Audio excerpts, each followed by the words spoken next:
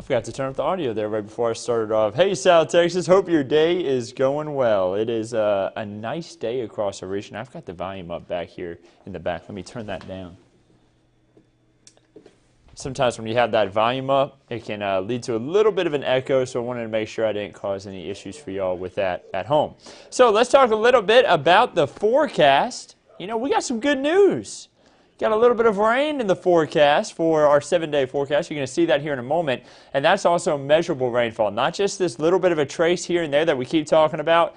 Finally, a good amount of rain, something that we very much need all across the region. So we're going to be talking all about that. First of all, before we jump too far into that, let's talk a little bit about the allergy report for today. Mold is coming in at a light level. It was medium yesterday. Now it's light, so not too bad. We should see that continue to kind of calm down a little bit, at least for now, but it may spike later this week because remember, whenever we get a good amount of rain, we typically see mold spike again. San Antonio Airport showing a lot of cloud cover. You see it out in northwest San Antonio at 60 degrees as well, 57 at Calaveras Lake. A little ominous looking out towards Calaveras Lake with some very stratiform clouds overhead. As we head throughout today, we're going to continue to have some of that cooler weather, and it should be a fairly nice day. We're still going to warm up to the 70s eventually, but should be much cooler than yesterday. I see Emily says sweater weather. She seems to be loving it. It very much is so. Lynn says hello. Hello to you. Wasim says hello. Hello to you. Let's see here. Samantha says hello. Hello. I hope you're having a wonderful day. And I see we can add storms to the rain. You know, we may get a little bit of rumbles of thunder here and there. I think it's going to be much needed too. Christopher says, "Hola, it's a little too cool." I agree. I'm not a big fan of cold weather myself. I like warmer conditions. But, you know, we're going to have a little bit of a mix of both in that 7-day forecast you'll see here in a moment. Let's get through this forecast, and you're going to see that 7-day in just a moment here. So right now, just cloud cover across the region, not seeing any rain, nothing picking up on the radar. May have a very light shower pass through today, but pretty much less than a 10% chance for rain for Monday. Temperature showing 53 in Fredericksburg. We have 56 in Kerrville, 54 in Bernie. You see in 60 in San Antonio. It's 64 in Cotulla and 63 in Carrizo Springs. Now we move into this afternoon. Temperatures only rise for about 72 degrees with a partly cloudy to mostly clear skies, and maybe even mostly cloudy depending on where you are. I'm just going to have a few breaks in the clouds here and there as we hit throughout this afternoon. So there's what it looks like on future clouds and radar today, 4 p.m. Their temperatures in the hill country may not even make it out of the 60s, while a majority of the rest of the area will make it into the 70s. Moving into tonight, we're going to have more cloud cover move in, and then, yes, a little bit of light shower activity is going to be possible tomorrow morning. About a 10 to 20% chance for rain for tomorrow. We continue into the afternoon, and we're going to see that rain chance continue. So Tuesday at 4 p.m., maybe a little bit of light shower activity with temperatures rising into the lower 80s. So not too bad. And then we see more rain chances as we move into Wednesday at 6 a.m. Now you're going to notice something. A lot of cloud cover southeast of San Antonio, but into the hill country, it's dry. That is from a cold front passing through. And we're going to get another surge of cooler weather by the time we head into Wednesday afternoon. You're going to see that in the 7-day forecast. But you're also going to see in the 7-day forecast higher chances for rain. This rainfall that we're expecting, a majority of it, is going to be falling over the next 48 hours. This rain is going to be falling as we head into the end of the week and to the weekend. We could be talking about a 1/2 inch to 1.5 inches for areas along I-35 in San Antonio and further on off towards the east, or farther on off to the east. We could be talking about 1.5 inches near Gonzales, Cuero, Victoria, over towards Houston. They could get 2 to 3 inches of rainfall. I don't think we're going to get that lucky here, but, you know, we're going to see a good amount of rain, much needed. And before I show more of this 7-day, I also want to point out, west of I-35, unfortunately, parts of the hill country and parts of the Rio Grande, closer on to Del Rio, may see less than 1/2 inch of rainfall. But still, We'll take whatever we can get. Remember, Tuesday and Wednesday, just a 10 to 20% chance for rain. I told you we were going to get another shot of cool weather on Wednesday after a cold front passes through. There it is. We start off warm, 61 degrees, only rising to 76, and then starting off Thursday at 53. Thanksgiving itself is going to be stunning. We're going to have nice weather, partly cloudy sky, temperatures rising into the upper 70s to lower 80s across the region, and no chance for rain. But if you do have to do some traveling, maybe into the end of the week and into the weekend, if maybe you were doing Black Friday shopping, Friday through Sunday, we have rain chances. It's increased rain chances for Friday. And then notice Saturday, that's the highest rain chances we have had on the board in a very long time. I think that's the highest rain chances we've had in 2 months.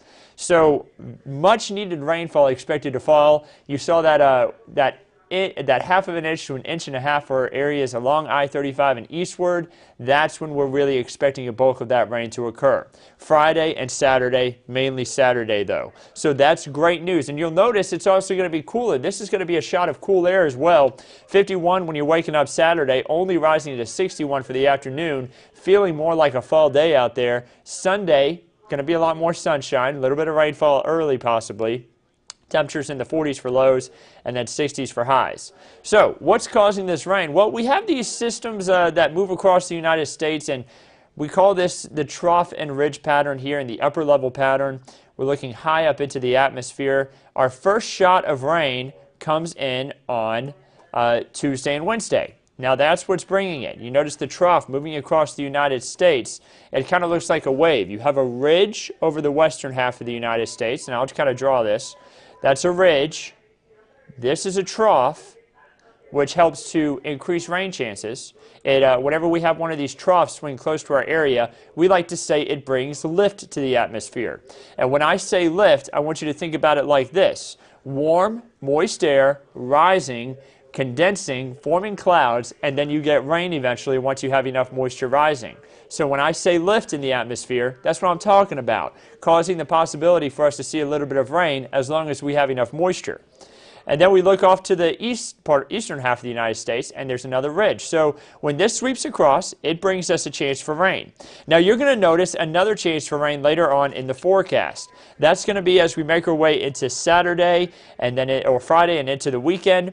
This is going to be a little bit of what we call a cutoff low. Now notice the trough, ridge off to the west, and then a trough right over us, and then a little bit of a ridge off to the east, but not really much of one. They'll probably still see rain in the southeast as we head into the weekend as well. But that is going to be what causes the better chance for rain for us. So I hope that kind of explains it a little bit more for you. I see Bridget's joke here. Do you even lift, bro? Atmosphere. Do you even lift? Exactly. Great joke there, Bridget. It's always fun to have a little bit of fun on the on Monday mornings. Bridget says, perfect. What is your favorite Thanksgiving side dish? There's a good question. You know, Thanksgiving's coming up. Comment. Let me know what y'all's is. You know, I love sweet potato casserole. I've got to have the marshmallows on top. It's almost like a dessert, but I like to have it as a side. But, you know, I really like dressing too. So I almost like the dressing more than I like the turkey. And honestly, while turkey is great, I'm a big fan of ham. You know, so it's just my favorite. I know a lot of people may say something different, but sweet potato casserole has probably got to be my top. Tell me what y'all's are in the comments. We'll continue on with the forecast, though, while y'all do that. We move into Sunday. You notice that things starting to weaken a little bit as far as the upper levels are concerned. You saw that one circle that was real small just kind of dissipate completely. That lets us know that that area of low pressure is not as significant anymore. And our rain chances kind of back off a little bit, and we move into the drier side of that trough pattern, which leads us to have just that 20% chance for rain. The drought monitor shows that we continue to still deal with struggling drought situations, so we need the rainfall. That's good to see that we have these systems passing through, and you see exceptional drought in Uvalde into Medina County, extreme drought now into western portions of Bexar County. We need more rainfall, and we are happy to see some on the board. I don't think it's going to be putting much of a dent in the drought situation, but as long as it stops us from moving too much further into the drought, I'm happy with it myself. I see Samantha saying she waits for the pies. I'm a huge fan of pumpkin pie. So I love pumpkin pie.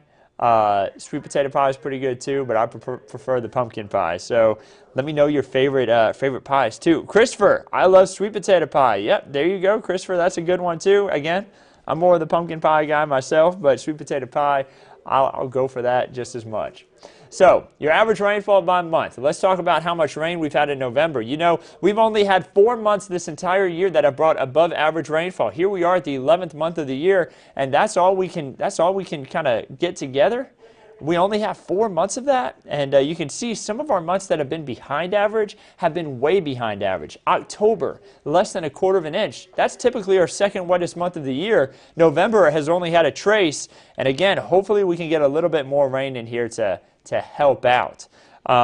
Samantha says she is a pecan pie girl. Now, here's another question. Is it pecan,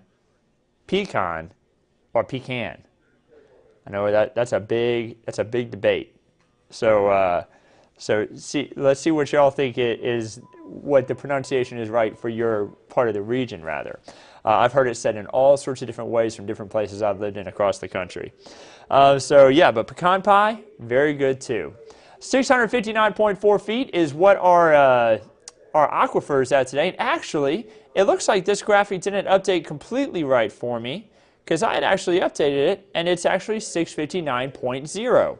That's where the aquifer is actually at today, so let me go ahead and fix that. Again, we do all of our own graphics here at KENS 5. You know, we go in, we edit them. First of all, we do the forecast, then we edit the graphic, and then we update everything. So 659 feet is the actual level of the aquifer. So I'm sorry for reading that off wrong before. Once I said it, I said, wait, no, it's not. It fell 4 feet. It was 659.4 yesterday. So aquifer continues to fall. We need it to rise, and I think we're going to get some help here after we get some good rainfall in the 7-day forecast.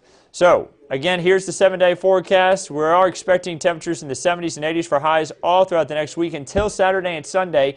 And notice the average in the top right corner of your screen. 47 for the low, 70 for the high. Looks like we're going to be seeing the temperatures finally get below average by the time we head into Saturday and Sunday.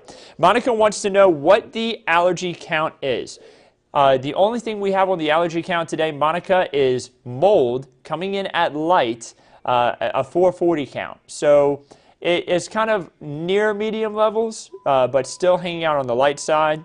Monica, I hope that answers your question. Let me know if you have any more. I'd be happy to answer them for you.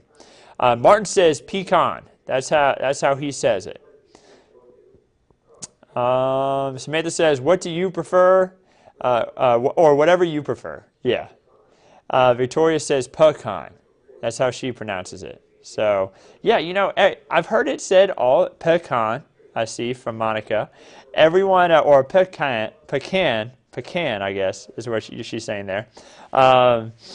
You know, everyone pronounces it different across the world. I've heard people just from where I grew up pronouncing it different ways, just from different towns they live in. It's very interesting. It's always been something that's been up for a little bit of debate on the correct way to pronounce it from people. So always interesting to hear what people had to say about it. So we saw the 7-day forecast. We're going to finally have temperatures back off to around average or just below average even by the time we head into the end of next weekend. Is that going to stay that way? Well, it looks like not so much. It looks like we're going to warm up a little bit. The 8 to 14-day outlook beyond the 7-day forecast, that's what we're looking at next week. Kind of moving into that first week of December even. Looks like we'll have around average temperatures. That lets us know temperatures in the 40s for lows and upper 60s, lower 70s for highs. And while we are having a little bit of rainfall here in the 7-day forecast, it looks like we're going to back off by the time we head into next week as far as rainfall is concerned. Here we have a good amount of rain in the next 7 days, but from day 8 through day 14, below average rainfall is expected, and that's not a lot. Even average isn't a lot for this time of year. So Having even less than that is not good news. We need the rain. It just doesn't look like we're going to see much beyond what we have here in the next 7 days. We have a low chance for tropical development in the tropics. That's going to be near Bermuda over the next 5 days. If it does earn a name, it would be Kappa. Not expecting any issues for the United States from that storm, or if it does develop into a storm, rather. Right now, just a cluster of storms, little system, I guess you could say, down there near the Bahamas. But if it does develop into a storm, not likely to impact us here in the United States. So the Lone Star 3-day forecast. Let's look all across our great state here. Temperature is going to be in the 50s, 60s to 70s here for today all across the state.